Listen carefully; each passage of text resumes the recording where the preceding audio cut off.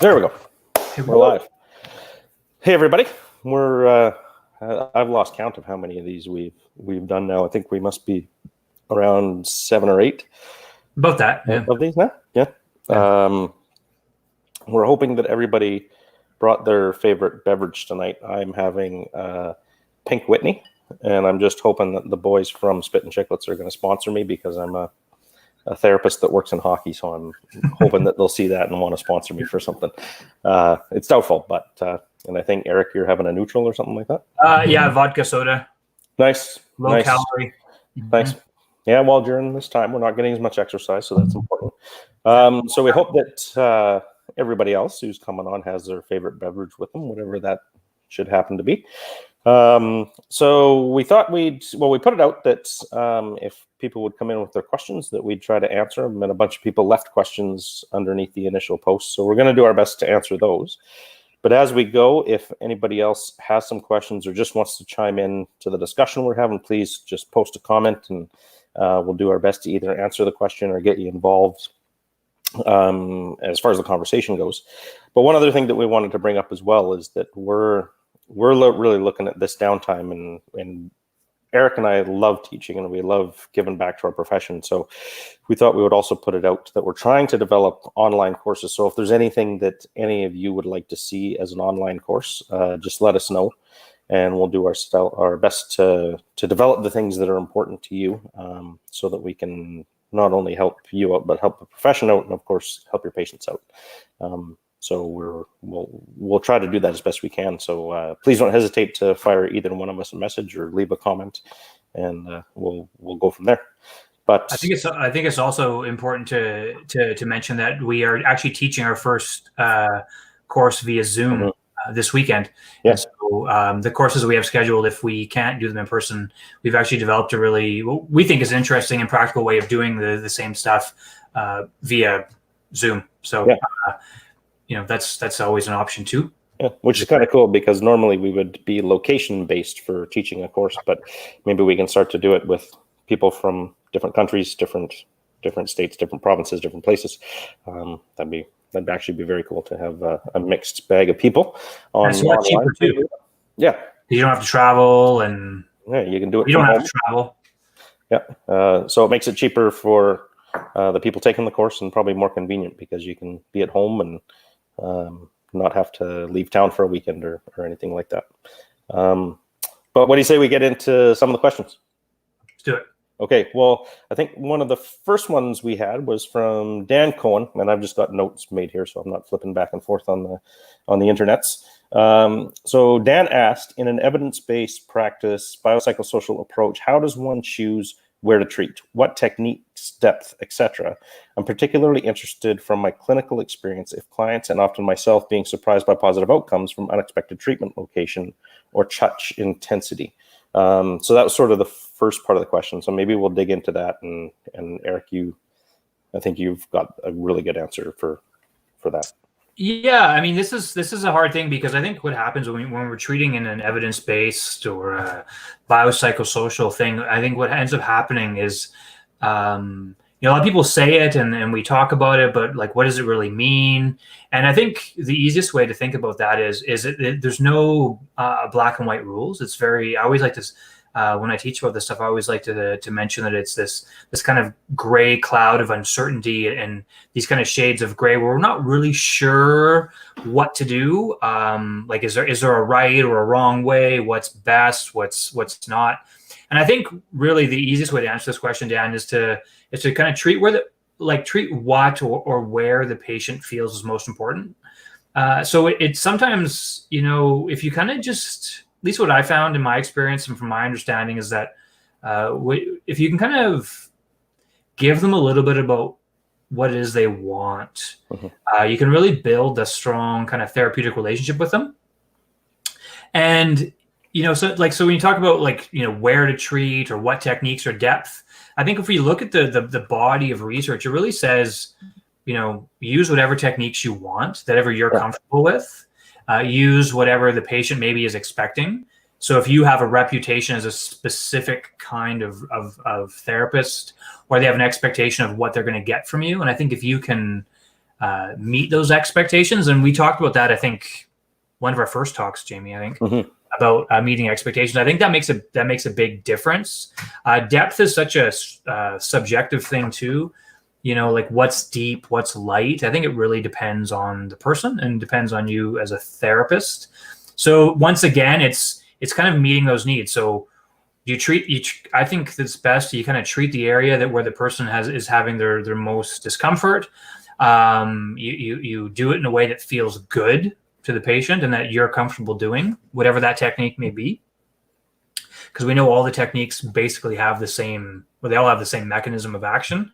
And I think when we're looking at, you mentioned also about treating far away from the site or not treating the site.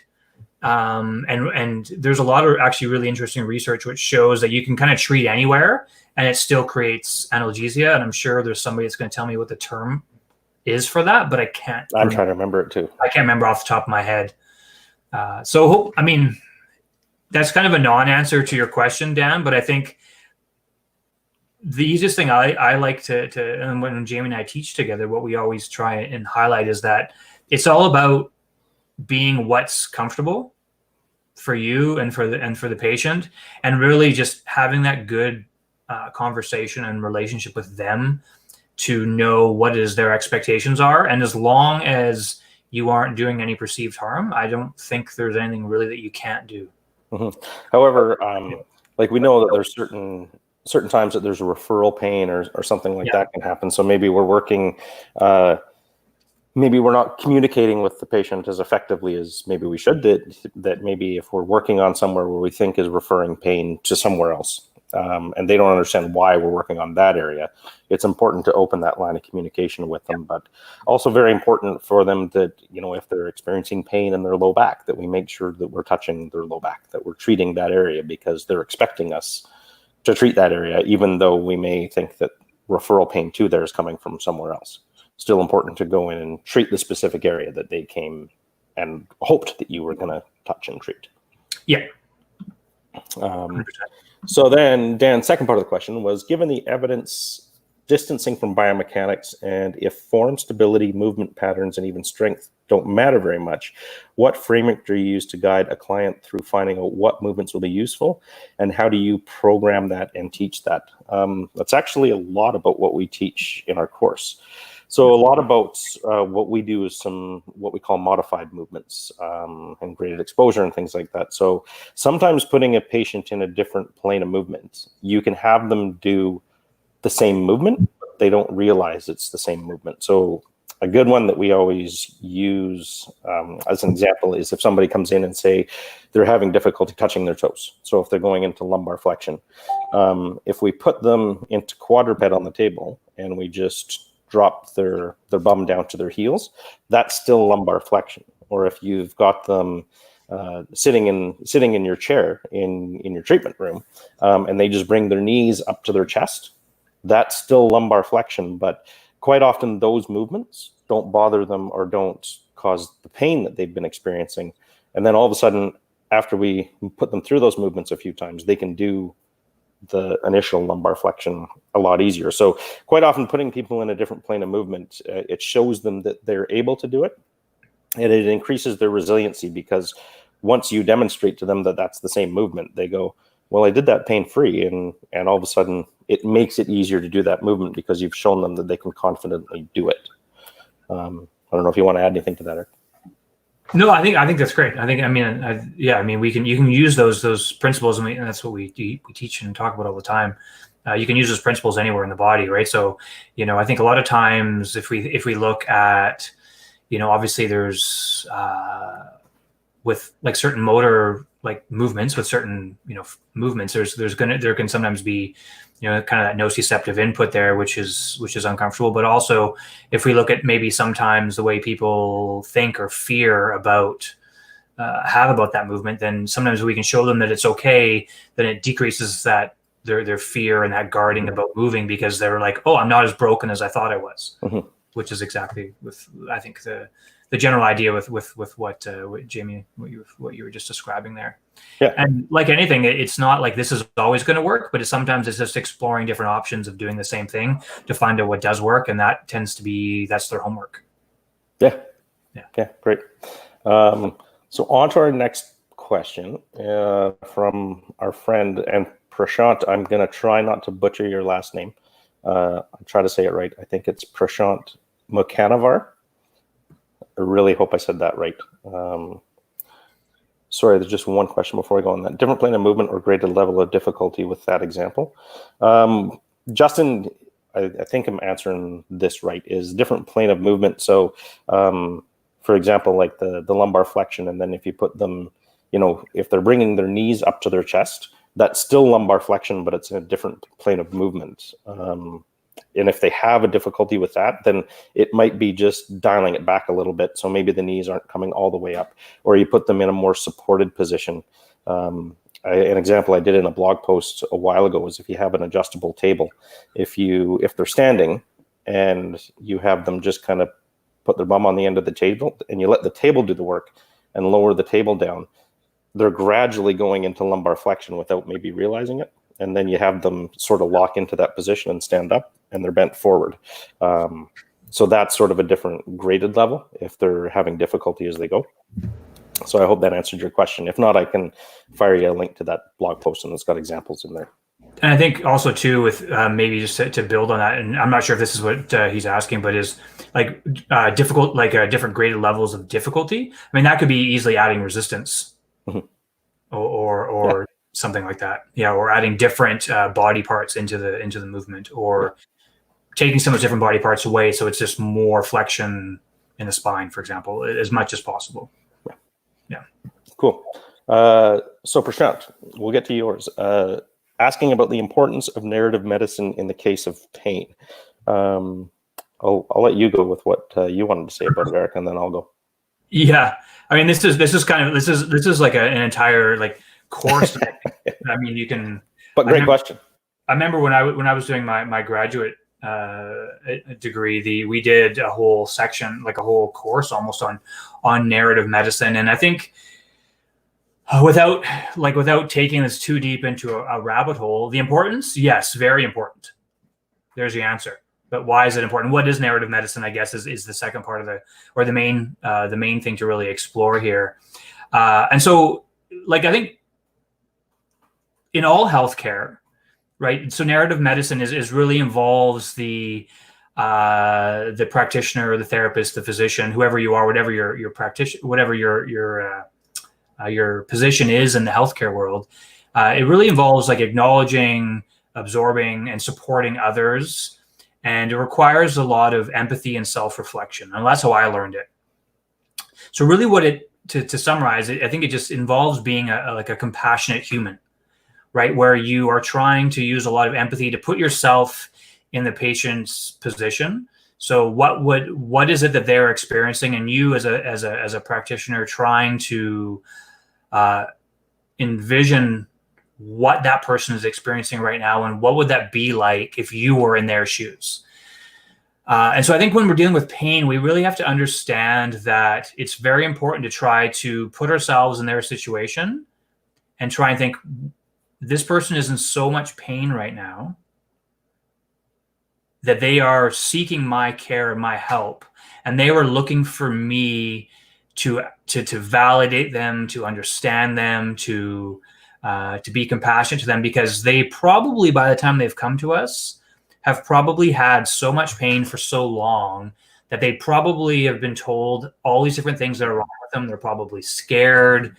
They just want somebody to believe them. And I think if you're using like a narrative kind of basis, I think it's important to acknowledge their suffering or their experience, and try to imagine what that would be like if you were in their shoes. And then that involves, I think, an ability for you to connect with the patient to try and form treatment objectives or treatment goals that are achievable. And there's a quote, when I was thinking of answering this question, I pulled this from an interesting paper that I remember reading years ago. It's actually called Narrative Medicine, a model for empathy, reflection, profession, and trust. It's from the Journal of American Medicine, I believe. And a quote from there, which I thought was really relevant for Prashant's question here, says, in narrative medicine, therapists need to be able to recognize the plights of their patients, to extend empathy toward those who suffer, and to join honestly and courageously with patients in their illnesses.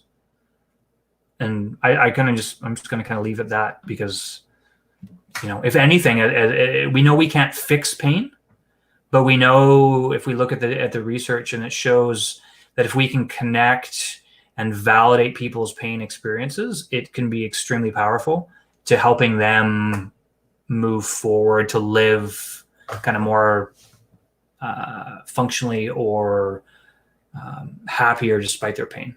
Mm-hmm.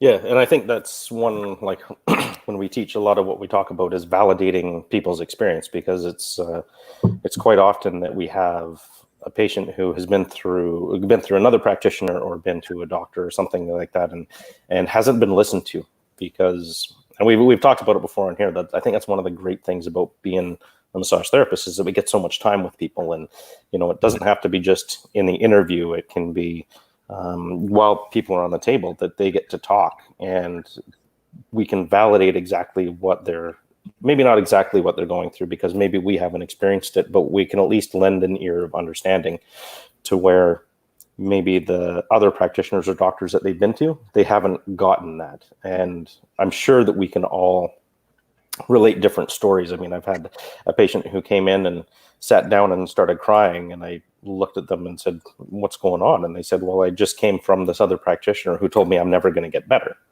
So, I mean, that's not what we ever want to do with anybody. So they're not validating that person's experience. They're just telling them that they don't think they'll ever get better.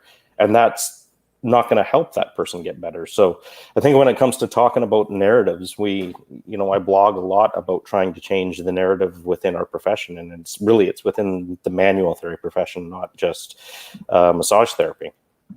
Because if we can change some of the old narratives that we have, where we're constantly telling people that they're broken, and instead change that line of communication and show them that they're not broken, and that we're going to help them get better. And the one quote that I love is that we're going to be facilitators, not fixers.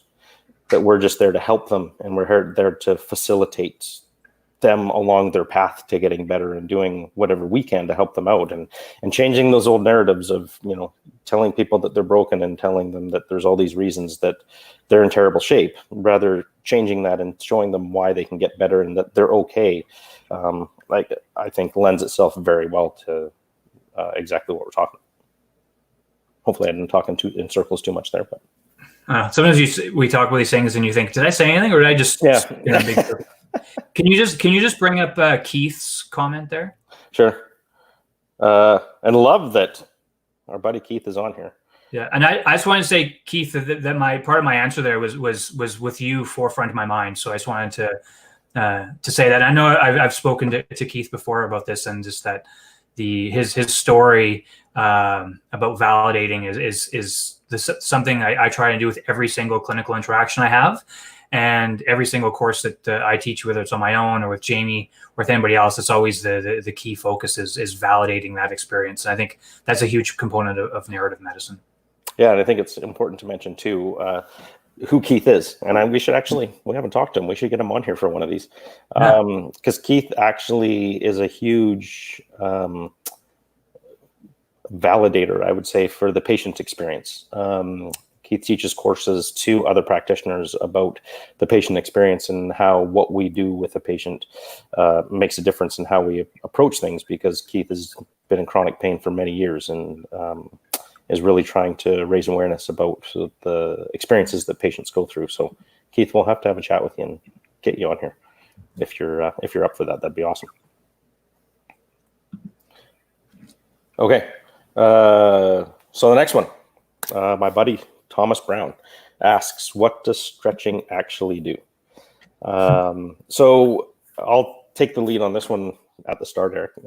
I think at least when I was in school, my understanding was that we were lengthening muscle when we stretched. And the research that just before we get into that, everybody should know this, that Keith's all in. So maybe next week we'll get something set up with him. That'd be amazing to have him in.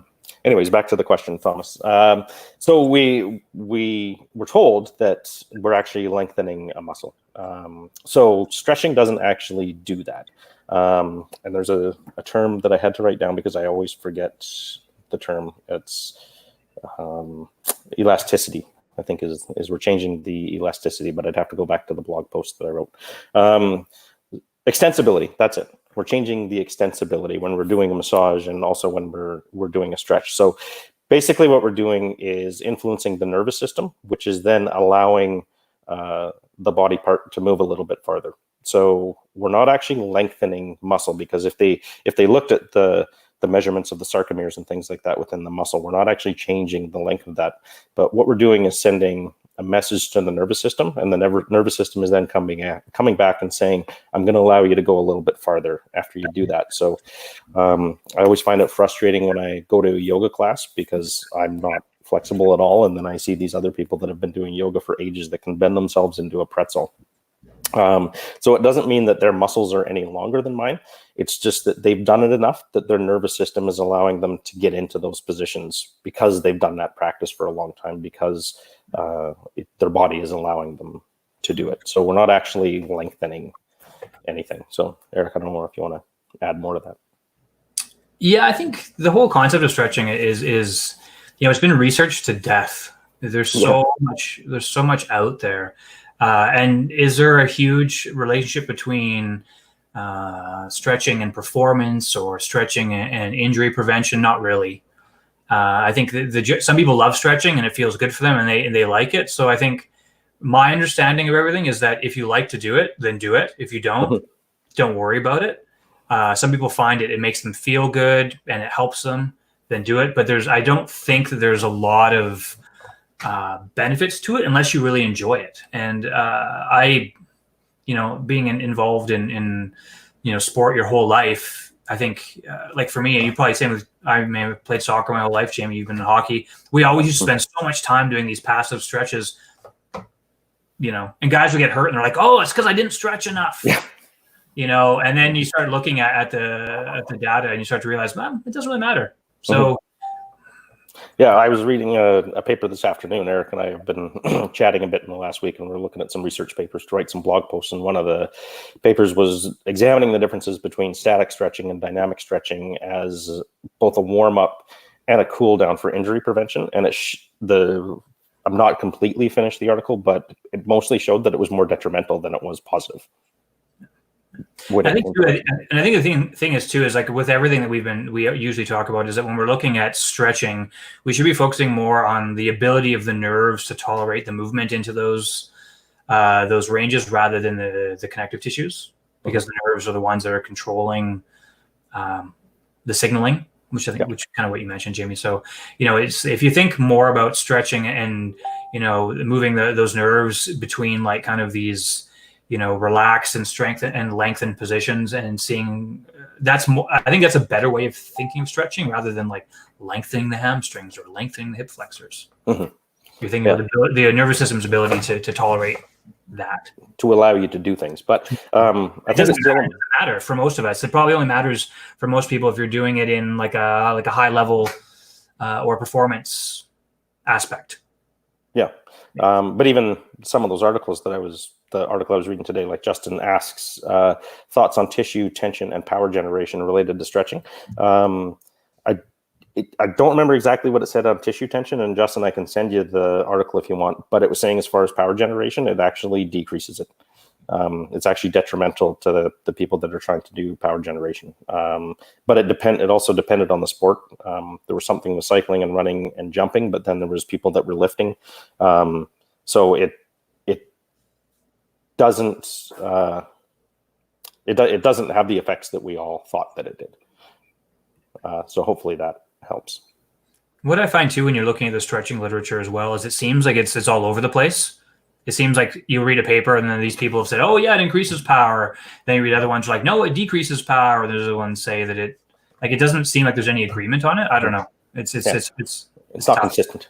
It's inconsistent. So I think it's hard to swing one way or the other too much. But I think if we kind of just say, well, it doesn't really matter. Yeah. Sorry, I'm just responding to a question on here from one of my aunts.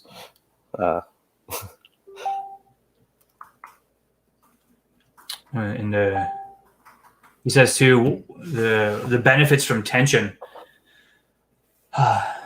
Yeah. So, and assuming he's meaning like the benefits of having that kind of specific tension in the muscles. And I don't know if I'm understanding the question correctly, but it might be what he means is that I think there is some research which suggests that it makes you more efficient. Mm-hmm.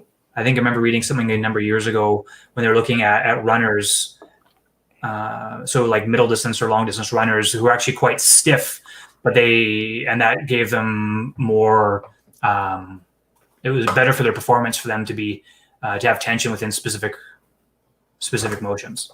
And I think it was also sport dependent. Yeah, exactly, sport dependent. Yeah.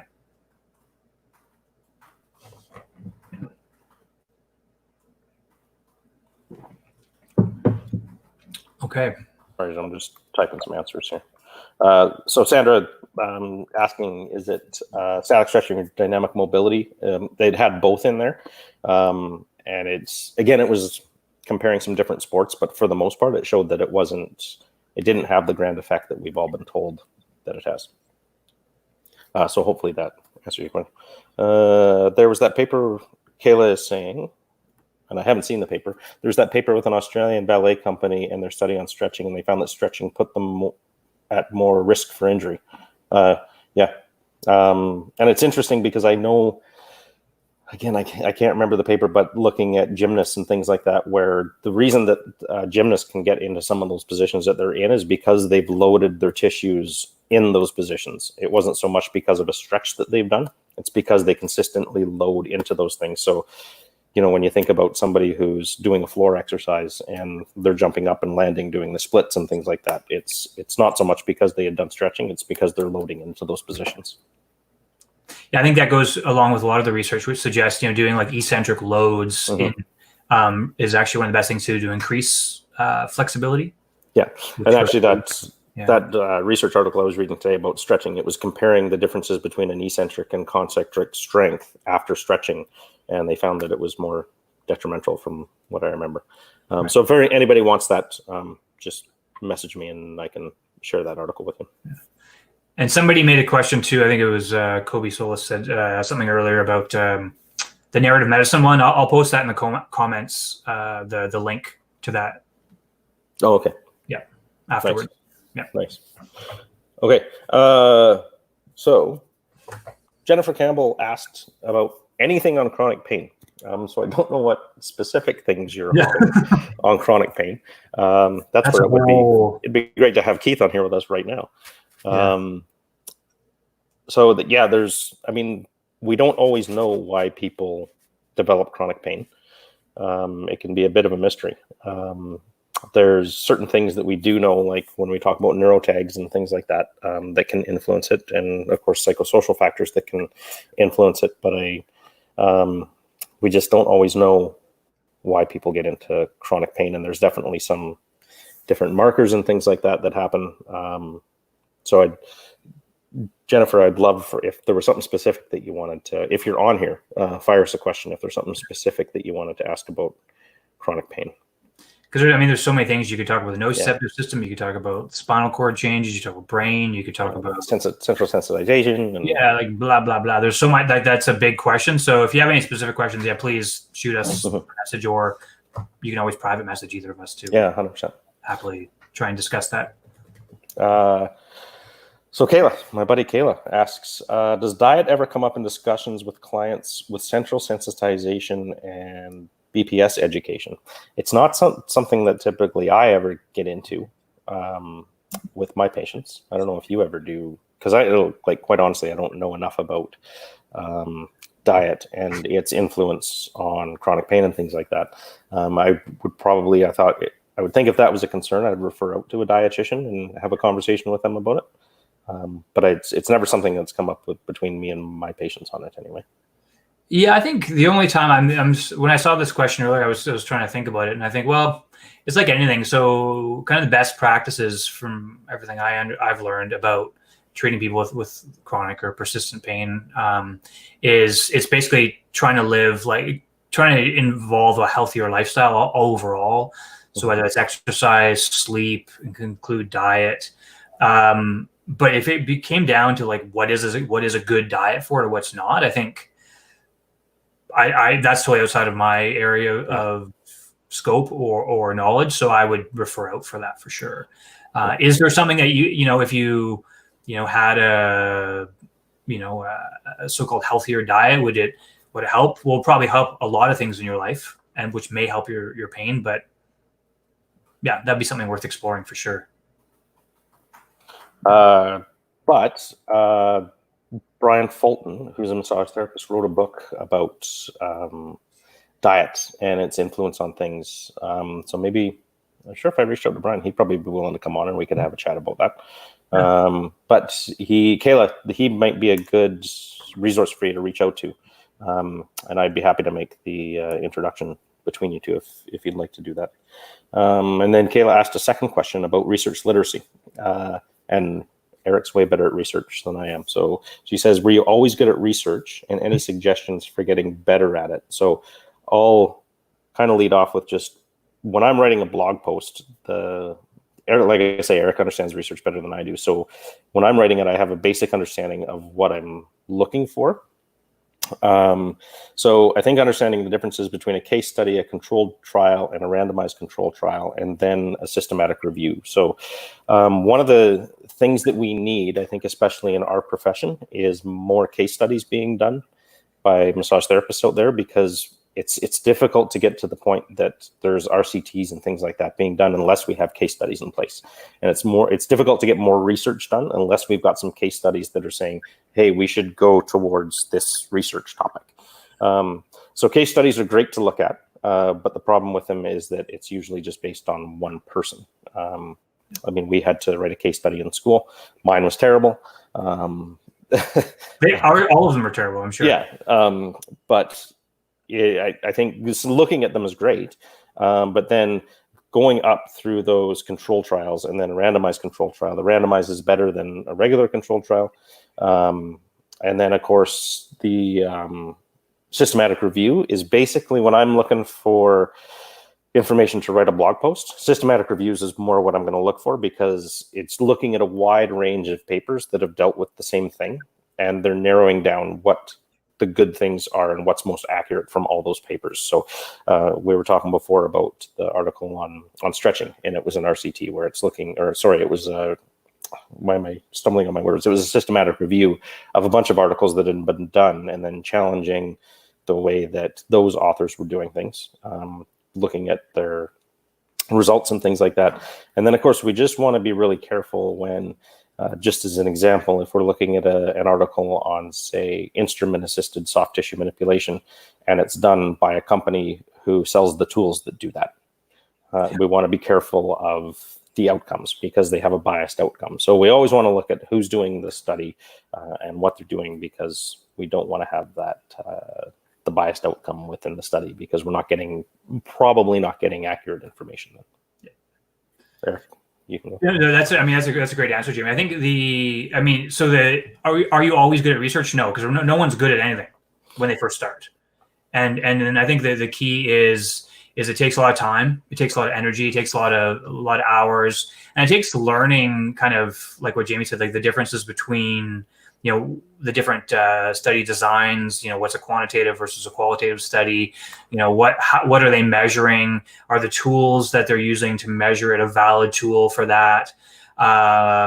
Is the plausibility of what they're trying to, and this is what you see a lot of in manual therapy, is it how plausible is what they're trying to measure? Like, are they looking, does that make sense based on what we understand under anatomy and physiology? So it takes a long time. And I think the key is, and what I've found is, the more I learn, the more I realize I don't know. And I think that's really healthy. And I think that if the moment we think we know everything, the moment we think we're good at something, I think that's the time that's a problem, because that means we're going to close off our minds to future learning. And I think the most important thing, what I always try and do when I'm reading research, is I try and find stuff that doesn't prove my bias. Like I want to find something that proves me wrong, and then you try and find research that will make you think differently, and I think that's a healthy thing. And I think we see often in our profession is that we see people often trying to be like, no, here's a study that proves what I'm saying is true, and they're using it as a proof, but science is actually trying to prove itself wrong. So if someone comes at you and says, here's something to prove what I'm saying is right, I think I always that's big red flags for me. I'm thinking, well, if you're trying to prove the biological plausibility of craniosacral therapy and you're giving me a paper written by John Upledger and his institute, then we have to say, okay, well, let's question this, and let's look at the bias, and let's look at the study design, and let's look at the measurement, and let's look at the outcomes. And that just takes time and energy. And the best thing I think to do if you're wanting to get interested in research is to there's certain free places like Pedro, Pedro. I think they're Australian-based physical therapy. They publish physical therapy journals and they rate them based on a very specific set of criteria. And you can actually download or print off the criteria of what they use to measure and score those studies. That's one I've found really useful. And so you can actually find any paper you want, say some musculoskeletal paper. You can use their 13-point scale, and then you can kind of rate it yourself. And it'll give you scoring on what to do. And that can be really useful to start. Mm-hmm. But it will take time and willpower, as Justin has commented. Teach courses on this stuff, and there's lots of information out there. So. Nice. Justin just dropped the link to Pedro in the comments. So if anybody wants to check that out, yeah, good idea. So if anybody wants that, thanks, Justin. That's amazing. There's your link to start looking at how you can do some different research. And I think one of the interesting things too is I had a conversation with Greg Lehman last year, the year before, and we were talking about writing blog posts and things like that. And he said, just find some authors that you really like, and follow them if they're on certain topics. And there's some really, really reliable people out there. And I'll give a shout out because Eric and I are both fanboys of Lorimer Moseley, and everything that he does. And one of the great things about following the stuff that he does regarding pain is that they'll do a research study and go, holy, this totally proved wrong what we were trying to do. And then they'll change what they're doing according to what they found out. Whereas you find with some of these other authors or other people that are doing research is that they wouldn't publish that. So if you can find those people out there, and there's many of them that are willing to admit them when they're wrong and look and go, well, the study didn't prove what we wanted, but that's okay, because now we can take that information and we can do something else with it because it makes us understand this other thing better. So don't ever, like, if you're looking at researchers, if they're willing to admit they're wrong, those are probably the ones you should follow. Because there's a lot out there that are just trying to prove that their technique is the right one, or whatever the other thing is, and they're not willing to admit the wrongness of it or change their narrative. That's my 2 cents on the whole thing, anyway. Okay, now we'll get into the last one. So the last question that we had posted on the Facebook page, we'll get into now. So if there's anybody on right now that has more questions, please post them and we'll do our best to answer them. We may not have the answer, but maybe we can find the answer when we're done this. But please feel free to, if you don't post it on here, to reach out to us privately and we'll do our best. So it comes from our buddy who's been working his butt off in the comments here. Justin asks, what's the best practices for improving client adherence? And it's kind of funny that you should ask that now, because I have a little private membership group and we had a chat with Bronnie Lennox Thompson last night. And if none of you know who she is, please Google her because she's amazing. And what is it? Her website is healthskills.co.nz. Yeah, I think if you Google health skills New Zealand or something. It should come up. So we had a good conversation with her about motivational interviewing, and so many of the points that she made were amazing, because the biggest points that she made was make it relevant to the patient, make it important to them. So an example that I've used in the past is the best exercise that you can recommend to somebody is the one that they'll do. So if you are sitting there and you've got a CrossFit athlete on your table and you tell them that you need to go and do this gentle little tiny exercise, they're probably not going to do that. But if you tell them, yeah, I need you to do a kipping pull-up for, say, 3 rounds or something like that, then they're going to be way more jazzed about doing that. If you've got a chronic pain person that's on your table or that you're talking to, recommending that they go to CrossFit isn't going to work. However, recommending that maybe they go for a walk with a friend is going to be much more in line with what their capabilities are, but also for what's important to them. So always making things about what's important to the person, and that's where having a really good conversation with them. And one of the great things that Bronnie said was always to, when they make a statement, repeat it back to them so that you understand exactly where they're coming from. And you can even say it as, so I understand what you are hoping for is this. And if they come back and go, no, you're an idiot, that's not at all what I said, then you can narrow it down a bit better. And don't be afraid of them saying something like that to you, because you're gonna be able to do more to help them. So always making sure that whatever you're recommending to them is important to them. That's how you're going to create that adherence, and also building that therapeutic relationship with them. If you're just randomly recommending things to them, it's not going to mean as much to them, which probably won't make them want to go and do whatever it is you're recommending. I think, if everybody that comes to see you that's got hip pain, if you give them clamshells and hip abduction exercises, and that's the only thing you do, that only certain people are going to do that, right? And I think one thing that we always talk about in the courses we teach is we always say that, we always ask the question, I think every day, usually on day 2, we say, well, what's the best exercise to give to a patient? And people for low back pain, for example, and everyone gives us, a dozen different answers that some of them are really complex and some of them are not. But it's not to say they're wrong. They're not to say they're wrong, but and those might be right for some people. But I think exactly what Jamie just said there was that, what's the exercise they're going to do, and what's the one they want to do, and what's the one that's meaningful to them, because that's how you're going to get adherence, is having them do something they want to do. I remember having an experience of a woman who did like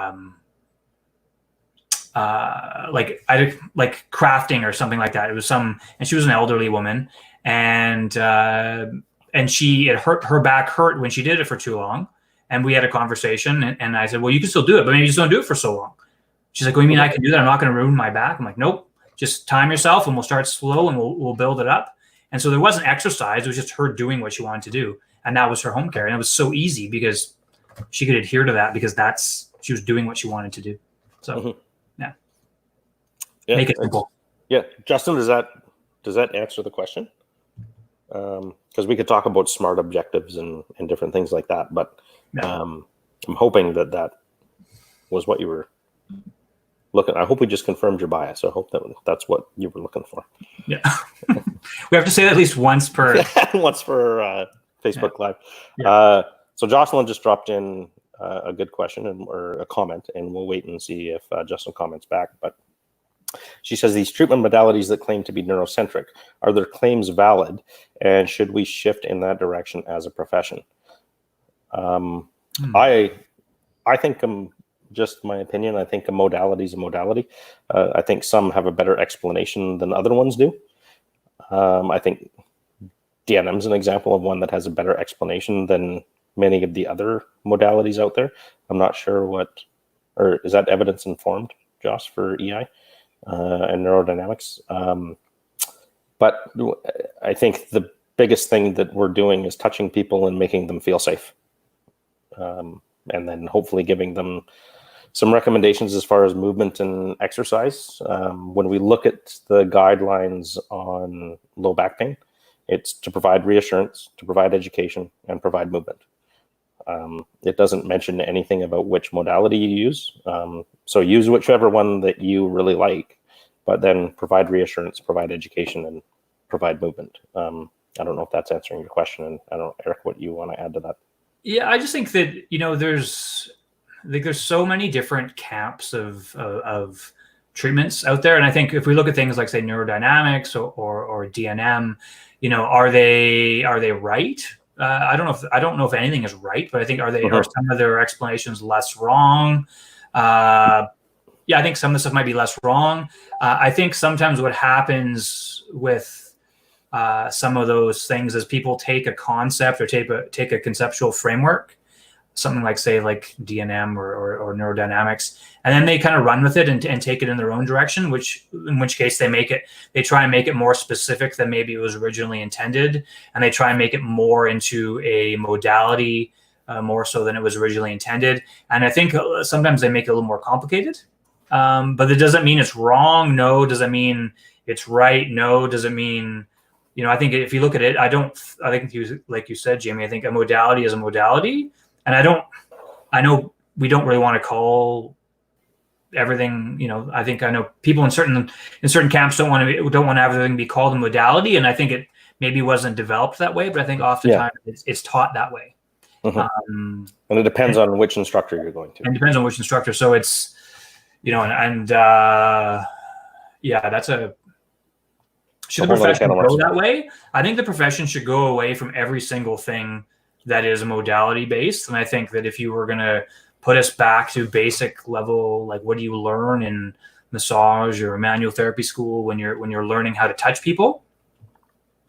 I think if you could just make very simple concepts and have people understand basic, neuroanatomy, basic skin anatomy, understand, how joints and muscles move basically, I think, and then find your own way of interacting with a human, I think is probably a better way to go, rather than being like, I do this acronym, I do this acronym, I do this acronym, and then I that's what bugs me.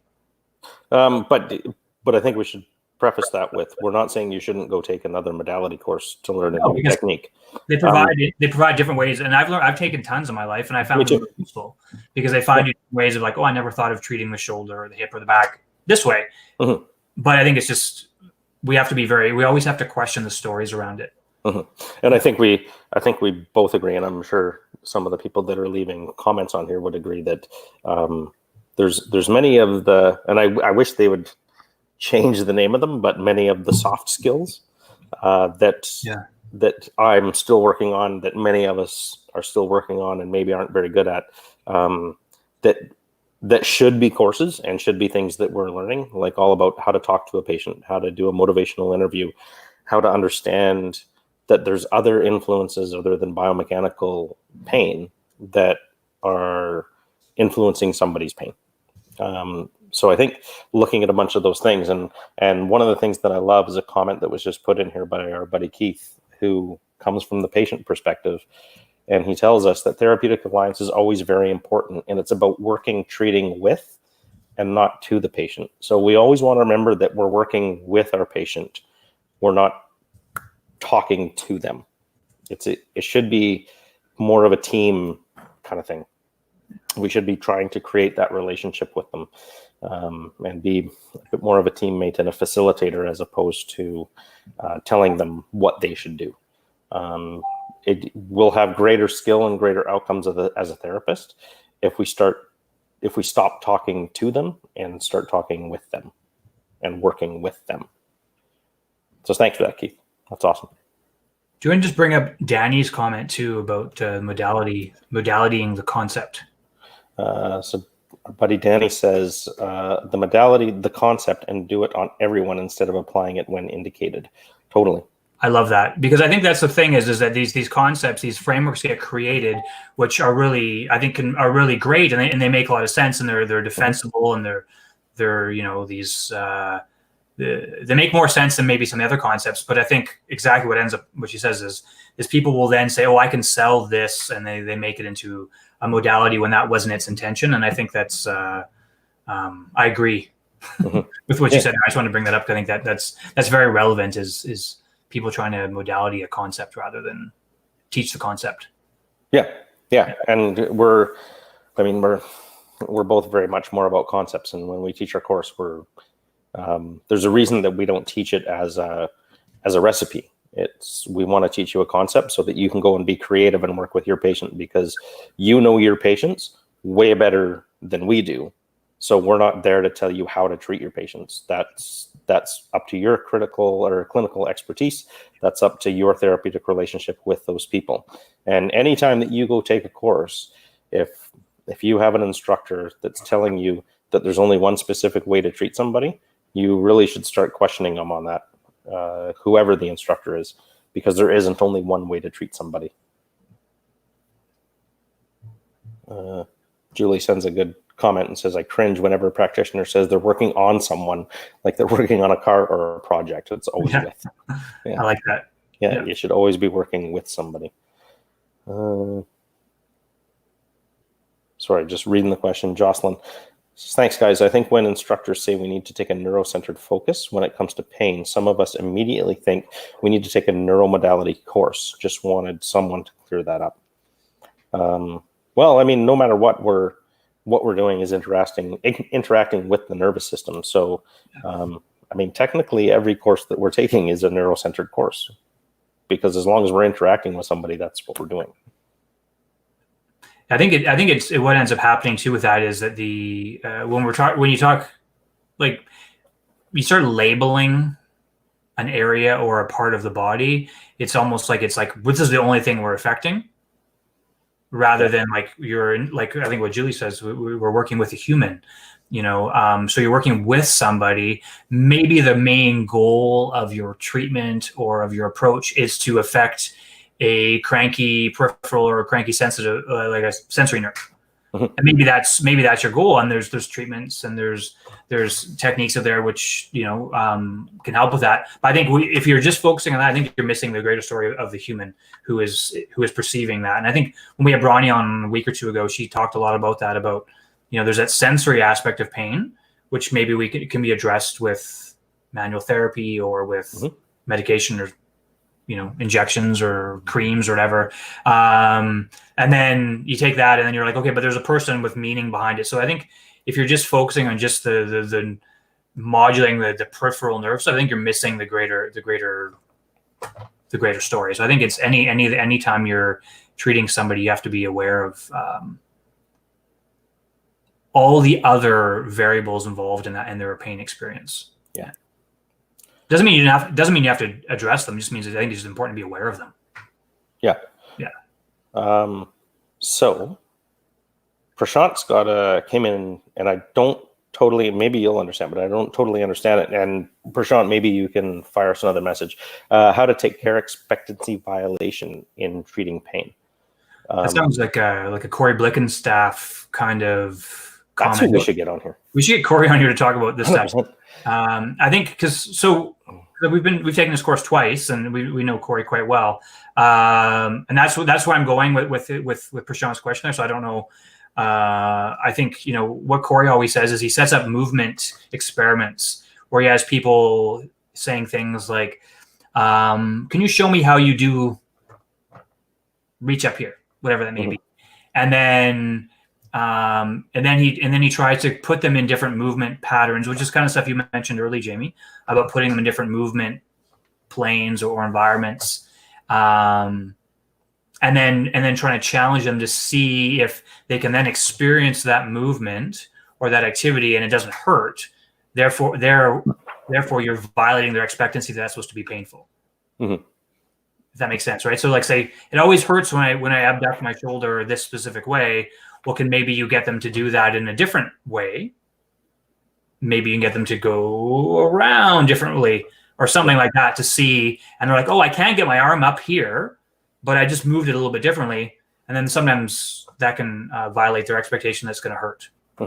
And I think what you're asking, and that's how I understood it based on the stuff I've read and things I've learned with Corey in the past. And I think we, just to add to that, is when we have that therapeutic relationship with the patient, and when we start talking about goal setting and things that they want to do, we can look, and if there's, say, somebody who their goal is to be able to move their shoulder well enough to put a can on the shelf, that they need to be able to function at home and do their thing, and their goal is to do this.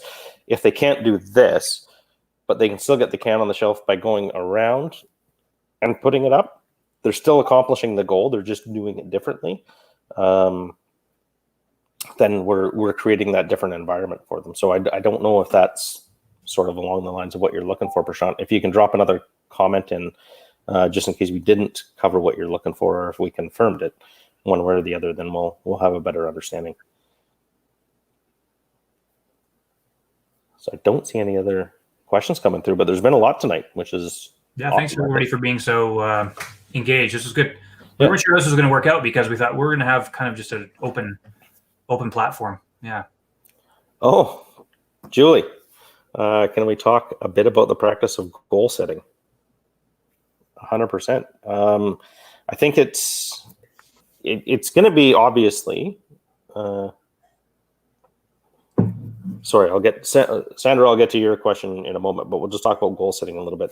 I think it's obviously going to be individualized to each patient, and it's through the interview that we have with them and the discussions that we have with them while they're on the table that we can develop that goal.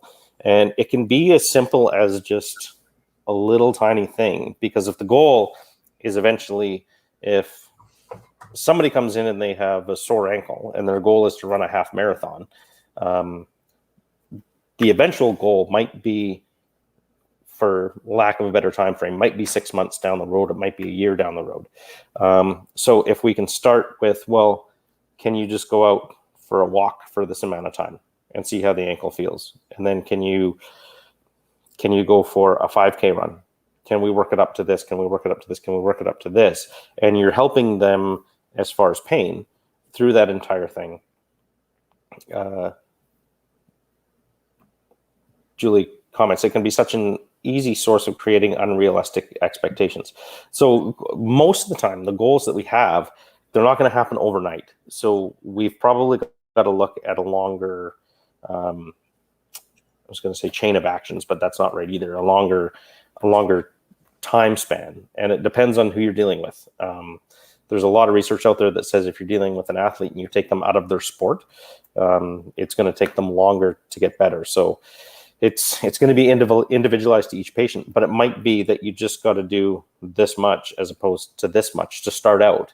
And then you're leading up to whatever the eventual goal is. But it doesn't mean you shouldn't talk about the end goal. It's just that you have to put realistic expectations on it, like you said. And it's just might be a small time frame of little things to work up to that eventual goal. I don't know if Eric, if you want to add anything. Yeah, I think it's a great question that Julie has there, because it really depends on what's their presentation. You know, are they somebody that has had persistent low back pain for 10 years with no relief, and they're like decided that they want to go run a half marathon in 6 months? That's unrealistic. But I think if we're looking at, you know, someone that has been in pain for a long time and they've have only been seeking out a certain type of treatment and that hasn't worked, and then maybe we can then kind of reestablish what it is they want to learn, like what is it they want to do, and then put like specific, measurable, achievable, the SMART principles, realistic and time. That's where I always go to, is you can use the SMART principles to try and say, okay, what's realistic for this person? You know, maybe running a marathon or a half marathon in a year might be too much, but can we, and because right now they're doing nothing, they're in so much pain, they're barely leaving the house. Well, is it reasonable that in like say 4 to 6 weeks, we can then have them walking down to the end of the street and back? Maybe. Mm-hmm. And if they can't, then you reevaluate that and say, okay, well, let's set things that are achievable for them that they can do. And maybe you're going for a walk with them. Yeah, or you find someone that can. Yeah. I love, well, obviously I'm going to put up with whatever Keith says. So he says, I would offer it's appropriate to work with people on short, medium, and long-term goals. Realistic expectations are fundamental to achievable outcomes. Who else wants to see Keith on here with us? Yeah. I think that's great because, you know, I do coaching, like sport coaching. And what we always, and the same principles are funny because you set people up for success, right? So you set them up, what can they do? And then you make sure that they can do that. So that way they know what it feels like to achieve something small. And then that once they achieve something small or short term, then you can then say, okay, now this is your medium term goals. This is where we want you to be within, say, 3 months or whatever that might be. So that's a great point, Keith. Really make sure that they're achievable. So that way they see success. And then when they see success, they're then going to start pushing themselves to see more success because they know what that feels like and they can see it. Yeah. And as I've said just about every time we've done this, that's building resilience. And resilience is my favorite word. The more that you can build resilience or help build resilience with your patients, the better. So a few comments here. Great one from Danny. She says, for sure, sometimes ruling out flags and giving permission to move is all it takes to get going again. I've had several patients like that, Danny, and that's 100% right. And I love this one from Justin. He says, or maybe it's the flip side too. People having been given only conservative timeframes, which creates hopelessness and poor outcomes. So it could go both ways. And it goes back to, I love that comment, Justin, because it goes back to what I said about like taking an athlete out of their sport. I remember a woman that came in to see me like a year ago, was a soccer player, had a bit of an Achilles issue, and looks at me and says, this other practitioner said I can't play. And I was like, do you feel like you can play? And she was like, yeah. And I'm like, then go play. We'll get you through it. Did a bit of treatment. She went out and played. A week later, came back, did a little more treatment, went out and played, and came back a year later and was like, yeah, everything was good after the last time. So within 2 treatments, because I'm sitting there looking, no, go play your sport. There's no reason that you can't. It's just that this area is sensitized right now. Maybe you have to modify it a little bit. Maybe you're not going to play 30 minutes, but you're going to play 25. You can still go play that sport. So I agree with you, Justin, 100%. Like, we don't always have to be super conservative when we're offering those things. And no one's disagreeing with me yet, so that's great. You're all confirming my biases. Do you want to bring Sandra's question up there too? Or where is it here? Oh, any chance you guys can come up with a list of courses that would be valuable to take based on these topics? And yes, you can add yourself to that list. I gotta go with some of the people that have been hugely influential to me. Greg Lehman, Corey Blickenstaff, Ben Cormack, Bronnie Thompson. Anything that I just love her. Anything that she does is great. And of course, our course. I mean, our course is the best one. I think what Jamie and I talk about all the time is that there's not enough massage therapists teaching other massage therapists. Yeah. Like oftentimes, and most of those courses you just listed, with the exception of ours, are physios or Bronnie's an OT and psychologist. Is that it would be nice to have more massage therapists teaching evidence-informed courses and concepts that are specific to what we do. Mm-hmm. We had Taylor on. Taylor James Laviette on a couple weeks ago, and he teaches a course on assessment and low back pain and low back. And I think my bias now is starting to say, like, I think we should really start supporting other like-minded therapists that are trying to push us in the right direction. And I think there's not enough. And it's like, if I'm thinking of a lot of courses that are out there that are taught by RMTs that are not a modality course, but like something that's more of a principle or a framework course, there's not enough of them. There should be more. And I think I would challenge anybody. I would like, develop a course, find something you're passionate about, research the heck out of it, ask lots of questions, go learn from people smarter than you, and then just keep learning. And I think that's the best way to go. Yeah. And I think she's always in here commenting, and she's developing a course on pelvic pain. If we can get a shout out to Jocelyn. Yeah. She's one of those up and coming therapists who wants to change the narrative around pelvic pain and getting massage therapists into that field and helping more people that are dealing with that. And, I look down, if you can take this guy's course and understand more about the patient perspective, huge to understand that. But we'll make sure that we get Keith on here. And we're going to try Keith. Sorry to interrupt. Keith has agreed to help us and participate in some of our courses. unfortunately, with this COVID situation, it's kind of been put on the back burner. But we're hoping that maybe in the fall or next year we can have Keith come and partake in some of our courses in BC. Teach the patient perspective. Yeah, I think it's really, really, really important. And also, too, Jocelyn is going to be teaching a course with us coming up in June in Courtney on low back, pelvis, and hip, and she's going to be doing a section of the course from her area of interest and expertise. So, yeah. I think in addition to that is that we've got all of these people like Danny Foucher and Sandra Mowat and Justin Colby Solis and Prashant and all these people that are commenting, and you guys are obviously keen about our profession, and we would love to encourage all of you to start developing some kind of a course so that you can teach other massage therapists, because like Eric said, there's not enough massage therapists that are teaching massage therapists. And I know that both of us would be more than happy to help you out if that's something that you'd like to do. We're all about, like, as much as I've talked about the nasty emails that I get about that I don't like our profession and that I'm doing a disservice to the profession, all we want to do is build up this profession. And I think the best way we can do that is by having other massage therapists that are preaching the same message, the correct message, the updated message, and that are helping other massage therapists come to the same, I shouldn't say the same understanding, but to a better understanding of how to help people that are in pain, how to get people moving again, how to help people do things. And all of you have a different perspective than what we have. And your perspective is valuable, and it should be used within our profession. So if you guys have been sitting on the back burner going, I'd like to do this, but I'm not sure how to do it, or I'd like to write a blog post, but I'm not sure how, we're here to help you out, and we'd love to help you, because the more people that we can get doing this, if we can create allies that are all pushing the profession forward, we're all going to be better for it, and we'd love to help you out. And that being said, we also love to come to your community and talk to other therapists and put our course on. And like I said at the beginning, we want to build online courses. So if you guys have got ideas of things that you'd like to see, let us know, because we want to put those things together.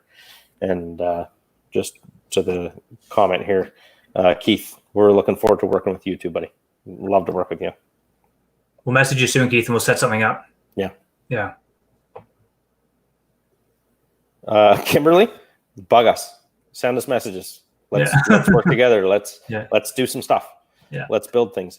No, I think it's really important what you said, Jimmy, too, because I think that it's really important to work collaboratively. Because I think if we try and stay in our little silos and mean like this is our thing and no one else is allowed to touch us and no one else is allowed to do this and we don't want to help you, I think that's not helping anybody. So I think that's what, like, we actually are, like, we're being honest when we say reach out to us. I get emails, and Jamie does too, and Facebook messages or stuff all the time. People reaching out saying, hey, do you have resources on this? Or I'm thinking about doing a lecture at some conference or whatever.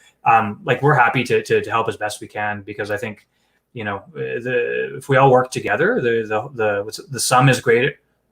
Sum is greater than the parts. Greater than the parts, yeah. Yeah. Julie, she's in the midst of developing a neurocognivitis overview course for LMTs. That's awesome. And co-creating a firm set of guidelines for ethical practice in this time of COVID. And you know what the beauty part of that is if you do it now, something like this is going to happen again down the road.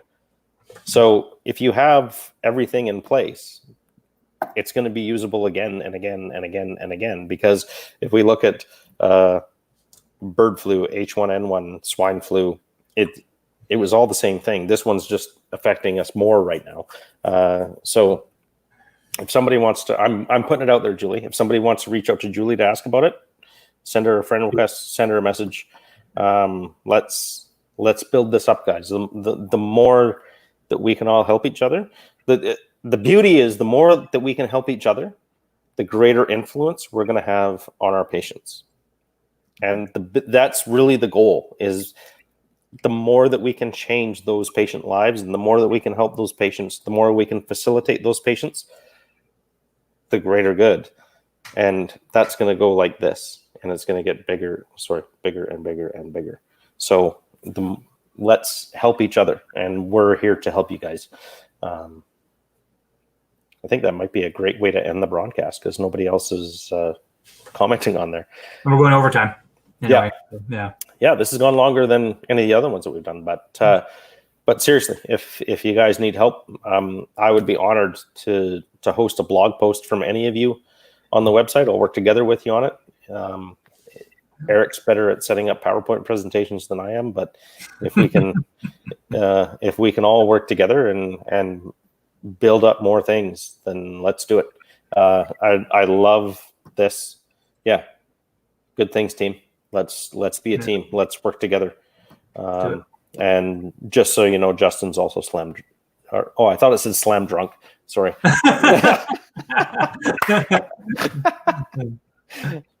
Okay. This was amazing, guys. If anybody wants to fire us off a private message, or you want to continue to comment on here, if you need a research paper that we talked about, fire us a message and we'll do our best to get it off to you. We've got PDFs, I think, of most of the papers we talked about. So we'd be happy to help you. PDFs or links where you can then kind of get them yourself. Yeah. So Justin says not yet, but apparently he's working on it. So that's good. Okay. Way to go, buddy. Okay, so we'll end this now. Thank you so much to everybody that came on here. Keith, we'll be in touch. Let's get on something for next week. And if everybody who is here would love to hear the patient experience, Eric and I both love Keith, and he will give you a wealth of information. So let's do it next week. Okay. And we'll go from there. All right. Thanks, everybody. Thank you.